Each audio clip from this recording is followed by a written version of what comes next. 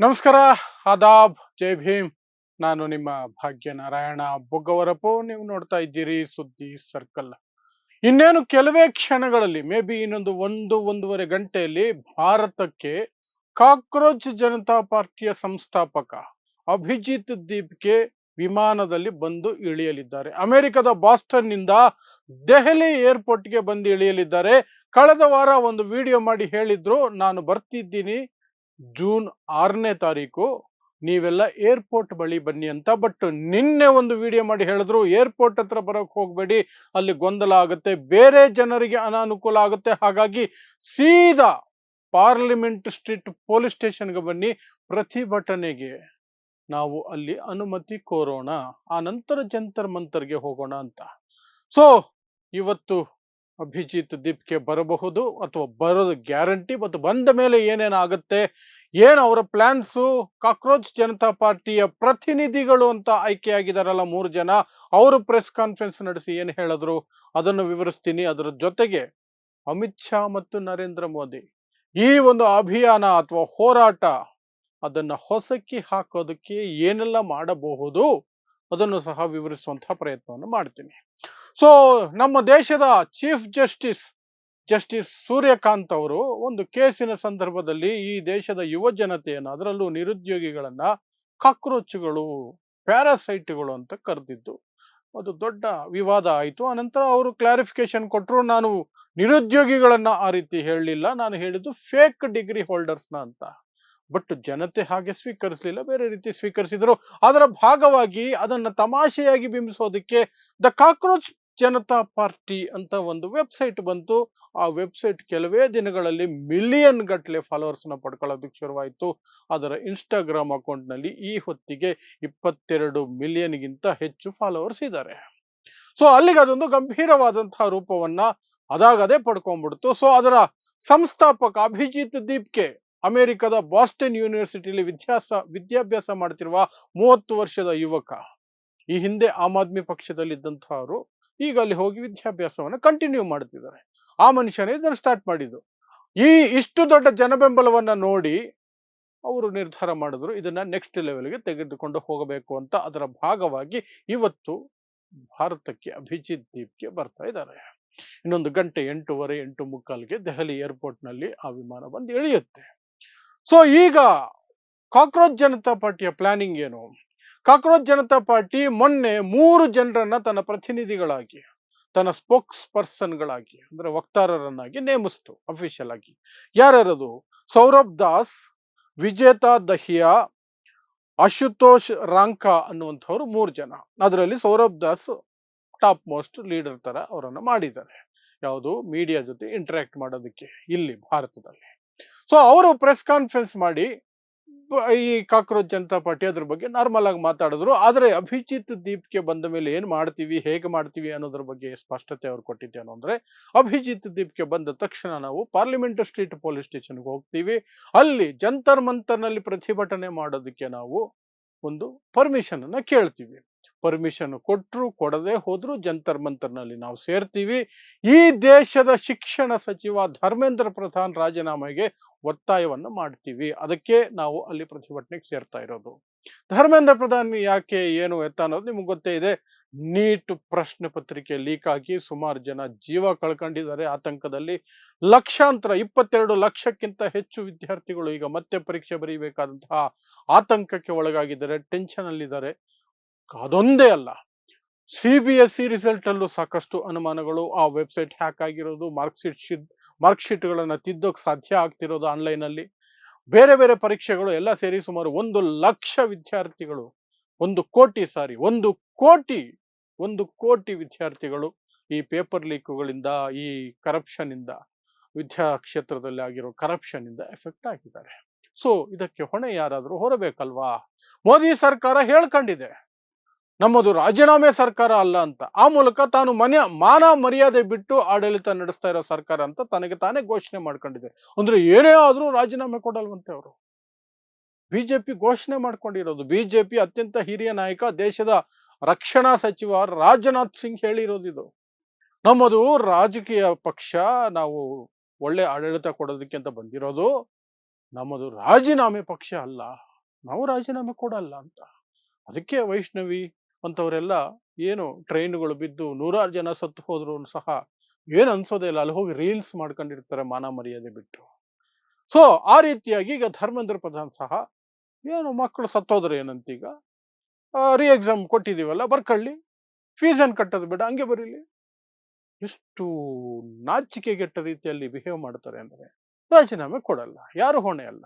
At least ಕೆಲವು ಆಫೀಸರ್ಗಳನ್ನಾದ್ರೂ ಕಿತ್ತು ಬಿಸಾಕ್ತೀರ ಅಂದ್ರೆ ಅದು ದೊಡ್ಡ ಮಟ್ಟದಲ್ಲಿ ನಡೆದಿಲ್ಲ. ಮಕ್ಕಳು ಸಾಯ್ಲಿ, ನೋ ಪ್ರಾಬ್ಲಮ್. ಜನ ಸಾಯ್ಲಿ, ನೋ ಪ್ರಾಬ್ಲಮ್. ನಮಗೇನು, ಎಲೆಕ್ಷನ್ ಗೆಲ್ಲೋದು ಗೊತ್ತಿದೆ, ಹಿಂದೂ ಮುಸ್ಲಿಂ ಮಾಡ್ತೀವಿ, ಎಲೆಕ್ಷನ್ ಗೆಲ್ತೀವಿ ಅಷ್ಟೇ.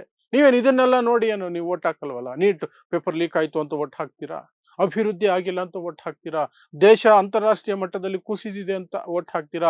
ಆರ್ಥಿಕತೆ ನೋಡಿ ಓಟ್ ಹಾಕ್ತೀರಾ? ಡಾಲರ್ ನೋಡಿ ಓಟ್ ಹಾಕ್ತೀರಾ? ಏನಿಲ್ವಲ್ಲ. ನಿಮಗೇನು, ಮುಸ್ಲಿಮರ ವಿರುದ್ಧ ನಾವು ಭಾಷಣ ಮಾಡಬೇಕು, ಅದನ್ನ ನಾವು ಮಾಡ್ತೀವಿ, ಓಟ್ ಹಾಕ್ತೀರಿ. ಇನ್ನು ಅದನ್ನ ಬಿಟ್ಟು ಬೇರೆ ಏನು ಕೇಳಬೇಡಿ. ಆ ಮನಸ್ಥಿತಿ ಮೋದಿ ಸರ್ಕಾರದ್ದು.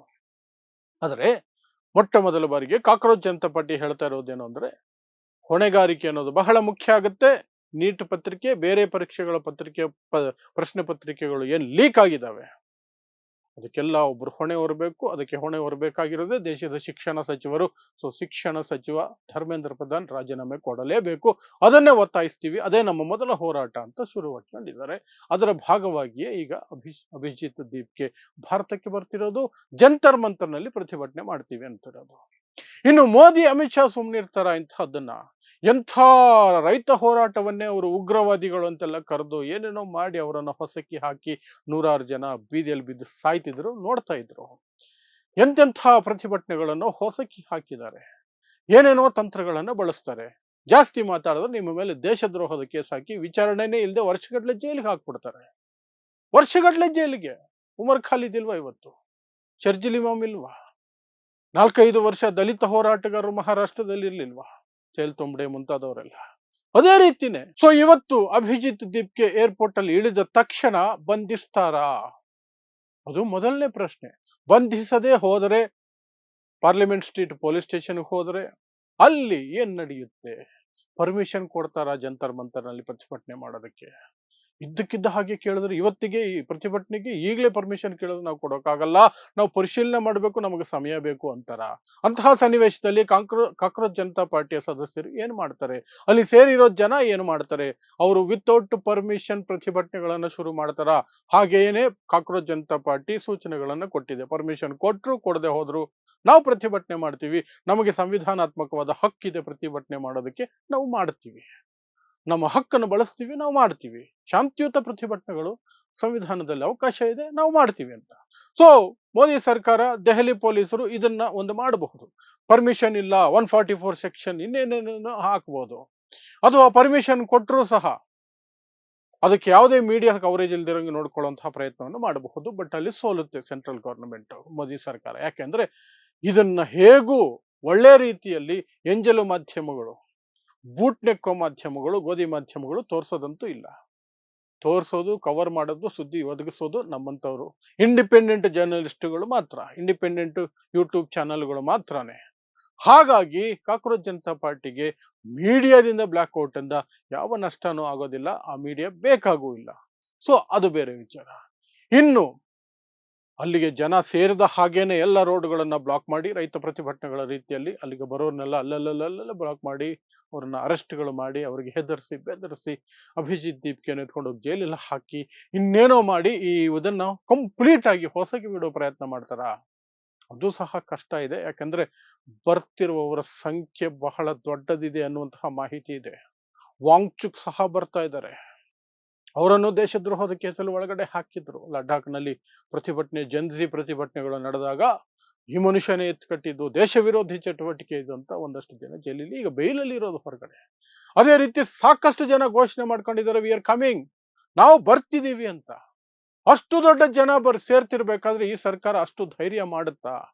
ಯಾಕೆಂದ್ರೆ UPA ಸರ್ಕಾರದ ಅವಧಿಯಲ್ಲಿ ಪ್ರತಿಭಟನೆಗಳು ನಡೆಸಿದ್ರು. ಯಾರು, ಅಣ್ಣಾ ಹಜಾರೆ ಯಾವುದೋ ಒಂದು ಸ್ಕೆಚ್ ಹಾಕೊಂಡು ನಡೆಸಿದಂತಹ ಪ್ರತಿಭಟನೆಗಳೇನಿದೆ, ಆ ಸಂದರ್ಭದಲ್ಲಿ ಚೂಡಿದಾರ್ ಹಾಕೊಂಡು ಓಡಾದಂತಹ ರಾಮದೇವನ್ನು ನಾವು ಕಂಡಿದ್ದೀವಿ. ಬಟ್ ಇದು ಯುವ ಜನಾಂಗ ಜೆನ್ಸಿ ಇಲ್ಲಿ ಯಾರೂ ಸಹ ಚೂಡಿದಾರ್ ಹಾಕೊಂಡು ಓಡಾಗುವಂತ ಮನಸ್ಥಿತಿಯವರು ಬರಲ್ಲ. ಇವರೆಲ್ಲರೂ ಸಹ ನಿರುದ್ಯೋಗದಿಂದ ಬೇಸತ್ತಿರೋರು, ಪರೀಕ್ಷಾ ಲೀಕ್ಗಳಿಂದ ಬೇಸತ್ತಿರೋರು, ಅದರಲ್ಲೂ ವಿದ್ಯಾರ್ಥಿ ವರ್ಗ, ಈ ದೇಶದ ಅಡಿಪಾಯ. ಅವರನ್ನೇ ನೀವು ಈ ರೀತಿಯಾಗಿ ಟ್ರೀಟ್ ಮಾಡ್ತೀರಾ ಅನ್ನುವಂಥ ಪ್ರಶ್ನೆಗಳು ಬರುತ್ತೆ ಅನ್ನೋ ಆತಂಕದಲ್ಲಿ ಸರ್ಕಾರ ಹೆಚ್ಚಿನ ಒತ್ತಡ ಹಾಕದೇ ಇರಬಹುದು. ಹಾಕಿಲ್ಲ ಅಂದ್ರೆ ಇವರು ಪ್ರತಿಭಟನೆ ಕೂತ್ಕೊಂಡು ಇದು ದೊಡ್ಡ ಆಂದೋಲನ ಆಗೋದ್ರೆ ಈ ಸರ್ಕಾರ ರಾಹುಲ್ ಗಾಂಧಿ ಹೇಳದಂಗೆ ಇನ್ನೊಂದು ವರ್ಷದಲ್ಲಿ ಬಿದ್ದು ಹೋದ್ರು ಬಿದ್ದು ಹೋಗುತ್ತೆ. ಆ ಆತಂಕನೂ ಅಮಿತ್ ಶಾ ನರೇಂದ್ರ ಮೋದಿಗಿರುತ್ತೆ.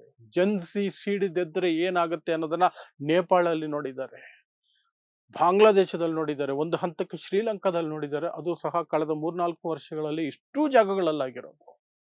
ಭಾರತದ ಸುತ್ತ ಕ್ರಾಂತಿಗಳಾಗಿದ್ದಾವೆ. ಭಾರತ ಒಂದಿದೆ ಈ ಕಡೆ, ಸೊ ಏನು ಬೇಕಾದ್ರೂ ಆಗಬಹುದು. ಆ ಆತಂಕವೂ ಸಹ ಅಮಿತ್ ಶಾ ಮತ್ತು ಇರುತ್ತೆ. ಬಟ್ ಅವ್ರು ಏನೇ ಮಾಡಬೇಕು ಅಂದ್ರೂ ಸಹ ಕಾಂಗ್ರೆಸ್ನವ್ರನ್ನ ಎತ್ಕೊಂಡೋಗಿ ಜೈಲಿಗೆ ಹಾಕದಂಗೆ, ಛತ್ತೀಸ್ಗಢದ ಮುಖ್ಯಮಂತ್ರಿನ ಎತ್ಕೊಂಡು ಜೈಲಿಗೆ ಹಾಕದಂಗೆ, ಕೇಜ್ರಿವಾಲ್ ಎತ್ಕೊಂಡೋಗಿ ಜೈಲಿಗೆ ಹಾಕದಂಗೆ ಹಾಕೋದು ಸುಲಭ ಅಲ್ಲ, ಸುಲಭ ಅಲ್ಲ. ಅದೇ ಈಗ ಅಮಿತ್ ಶಾ ಮತ್ತು ನರೇಂದ್ರ ಮೋದಿಗೆ ದೊಡ್ಡ ತಲೆನೋವು. ಏನು ಮಾಡ್ತಾರೆ ಅನ್ನೋದು ಸಹ ಅದೇ ಕುತೂಹಲ. ಈ ಕಾಕ್ರೋಚ್ ಜನತಾ ಪಾರ್ಟಿ ಎಷ್ಟು ಜನ ಬೆಂಬಲವನ್ನ ಆನ್ಲೈನ್ ಅಲ್ಲಿ ಪಡ್ಕೊಂಡಿತ್ತು, ನಿಜ ರೂಪದಲ್ಲಿ ಎಷ್ಟು ಪಡ್ಕೊಳ್ಳುತ್ತೆ ಅನ್ನೋದರ ಪರೀಕ್ಷೆ ಇವತ್ತಾಗತ್ತೆ. ಅದ್ರ ಜೊತೆಗೆ ಈ ಸರ್ಕಾರ ಯಾವ ಕಡೆಗೆ ಹೋಗಬೇಕು ಅಂತ ಒಂದು ನಿರ್ಧಾರಕ್ಕಂತೂ ಬರುತ್ತೆ. ಅದಕ್ಕೆ ಮುಂದೆ ಅದಕ್ಕೆ ದೊಡ್ಡ ಆಘಾತ ಆಗೋ ರೀತಿ ಇಂಥದ್ದಾಗಿರಬಹುದು, ಅಥವಾ ಇಲ್ಲ ನಾವು ರಿಸ್ಕ್ ತಗೊಳ್ಳೋದಿಲ್ಲ, ನಿಧಾನಕ್ಕೆ ನಾಜೂಕಾಗಿ ಮುಗಿಸ್ಕೋಬೇಕು, ಇದನ್ನ ನಾಜೂಕಾಗಿ ಹ್ಯಾಂಡಲ್ ಮಾಡಬೇಕು ಅನ್ನೋದಾದ್ರೂ ಎರಡರಲ್ಲೊಂದು ಗೊತ್ತಾಗತ್ತೆ. ಒಟ್ಟಿನಲ್ಲಿ ಇವತ್ತೊಂದು ನಿರ್ಣಾಯಕವಾದಂತಹ ದಿನ, ಒಂದು ಒಳ್ಳೆ ಫಲಿತಾಂಶ ಬರುತ್ತೆ ಅಂತ ಅನ್ಕೊಂಡಿದ್ದೀನಿ. ಸೊ ವಿ ವಿಲ್ ವೆಯ್ಟ್, ನೋಡೋಣ. ಸಂಜೆಗೆ ಮತ್ತೆ ಒಂದು ವಿಡಿಯೋ ಮಾಡ್ತೀನಿ, ಏನಾಯ್ತು, ಏನೇನು ಬೆಳವಣಿಗೆ ಆಯ್ತು ಅನ್ನೋದ್ರ ಬಗ್ಗೆ ಒಂದಷ್ಟು ಮಾಹಿತಿಯನ್ನು ಖಂಡಿತ ನಿಮಗೆ ಕೊಡ್ತೀನಿ ಅಷ್ಟೇ. ಸೊ ಇಂತಹದ್ದೇ ವಿಶೇಷ ಸುದ್ದಿಗಳಿಗಾಗಿ ನೋಡ್ತಾ ಇರಿ ಸುದ್ದಿ ಸರ್ಕಲ್. ನಾನು ನಿಮ್ಮ ಭಾಗ್ಯನಾರಾಯಣ ಬೊಗವರಪು.